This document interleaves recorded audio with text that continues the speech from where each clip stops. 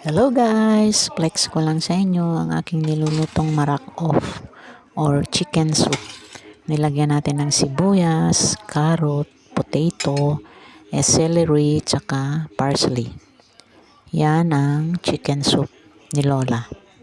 Favorite ni Lola yan. Yummy yummy. Thank you for watching guys. Kain tayo ng marak soup.